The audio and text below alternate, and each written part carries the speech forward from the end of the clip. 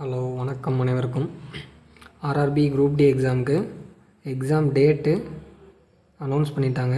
Date எப்போலேருந்து நடக்க போகுதுன்னு பார்த்தீங்கன்னா 27/11/2025 16/1/2026 வரைக்கும் நடக்க போகுது. இந்த மாதம் 27 ஸ்டார்ட் ஆகி ஜனவரி 16 வரைக்கும் நடக்குது. ஸோ உங்களோட எந்த சிட்டியில் நடக்க போகுது அப்படிங்கிற சிட்டி இன்டிமேஷன் அதுக்கான லிங்க்குமே ஓப்பன் ஆகிடுச்சு. நீங்கள் வெப்சைட்டில் போனீங்கன்னா செக் பண்ணிக்க முடியும். ஸோ இதில் பார்த்தீங்கன்னா எஸ்சி/எஸ்டி ரெண்டாவது பாயிண்ட் பார்த்தீங்கன்னா எஸ்சி/எஸ்டி கேண்டிடேட்டாக இருந்தீங்கன்னா ஸோ அவங்களுக்கு அந்த ட்ராவல் அலவன்ஸ் கொடுப்பாங்க. ஸோ அதுக்கானதை டவுன்லோட் பண்ணிக்கிறதுக்கு 19/11 அவைலபிளாக இருக்குது அப்படின்னு சொல்லியிருக்காங்க. அவங்களோட லாகின் ஐடி ஓப்பன் பண்ணி பார்த்தீங்கனாலே அதை பார்த்துக்க முடியும். எந்த சிட்டியோ அந்த சிட்டிக்கு நீங்கள் ட்ரெயின் டிக்கெட் அவைலபிள் பண்ணிக்கலாம்.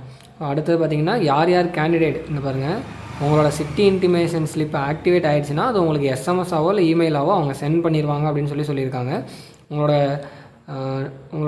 கால் லெட்டர், அதாவது ஹால் டிக்கெட்டை நீங்கள் எப்போ டவுன்லோட் பண்ணிக்க முடியும்னா உங்களோட எக்ஸாம் டேட்டு, இப்போ உங்களோட எக்ஸாம் டேட்டு 27 இருக்கலாம், 28, 29 இருக்கலாம், ஸோ அதுக்கப்புறமும் இருக்கலாம். என்றைக்கோ அந்த டேட்லேருந்து 4 days முன்னாடி தான் நீங்கள் அதை டவுன்லோட் பண்ணிக்க முடியும். ஓகேங்களா? ஆனால் எந்த சிட்டின்னு சொல்லி நீங்கள் பார்த்துக்க முடியும். அதை நான் எப்படி பார்க்குறதுன்னு சொல்கிறேன்.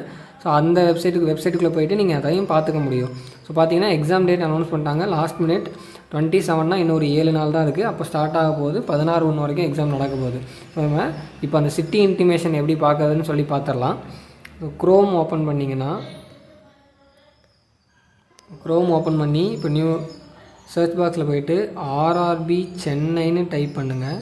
ஆர்ஆர்பி சென்னைன்னு டைப் பண்ணிங்கன்னா ஸோ அந்த ஃபஸ்ட்டு வெப்சைட் தான். அதுக்குள்ளே போனீங்கன்னா இதை க்ளோஸ் பண்ணிக்கோங்க.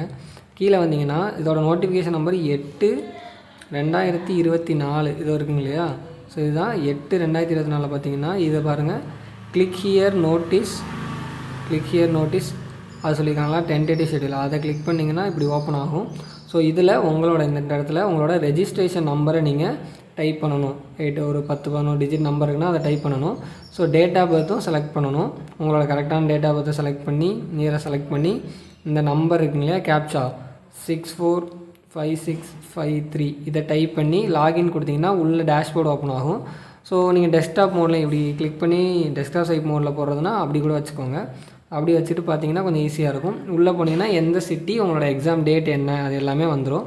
எல்லாருமே செக் பண்ணி பார்த்துக்கோங்க. உங்கள் எக்ஸாம் டேட்டை பொறுத்து அதுக்கேற்ற மாதிரி ப்ரிப்பேர்டாக பிளான் பண்ணிக்கோங்க. ஓகேங்களா? தேங்க்யூ.